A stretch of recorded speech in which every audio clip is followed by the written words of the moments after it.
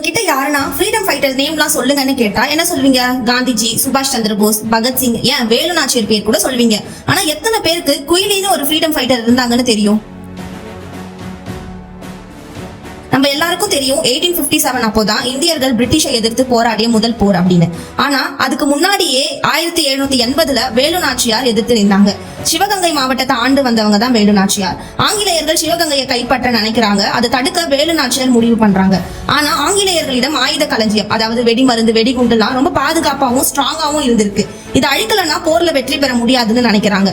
வேலு நாச்சியாரோட ராணுவ படையில ஒரு தைரியமான புத்திசாலியான தளபதியா இருந்தவங்க தான் குயிலி. இந்த மாதிரி ஒரு சமயத்துல குயிலி ஒரு முடிவு எடுக்கிறாங்க.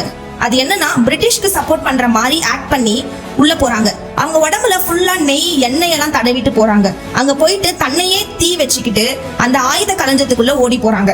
அங்க இருந்த வெடிமருந்து, வெடி பொருட்கள் எல்லாம் வெடிஞ்சு அழிஞ்சு போகுது. இவங்களும் இறந்து போறாங்க.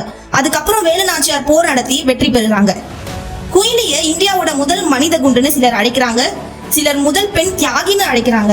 ஆனா நிறைய பேருக்கு இவங்க யாருன்னே தெரியல. இப்போ ரீசெண்டா தான் தமிழ்நாடு அரசு இவங்களுக்கு சிவகங்கையில ஒரு நினைவு சின்னம் வச்சிருக்காங்க. நம்ம காந்தி, நேரு, போஸ் எல்லாரையும் பத்தி தெரிஞ்சுக்கிறோம். ஆனா குயிலி மாதிரி இருக்கிற வீரர்களை பத்தி எப்ப தெரிஞ்சுக்க போறோம்? உங்களுக்கு முன்னாடியே குயிலியை பத்தி தெரியும்னா கமெண்ட்ஸ் சொல்லுங்க.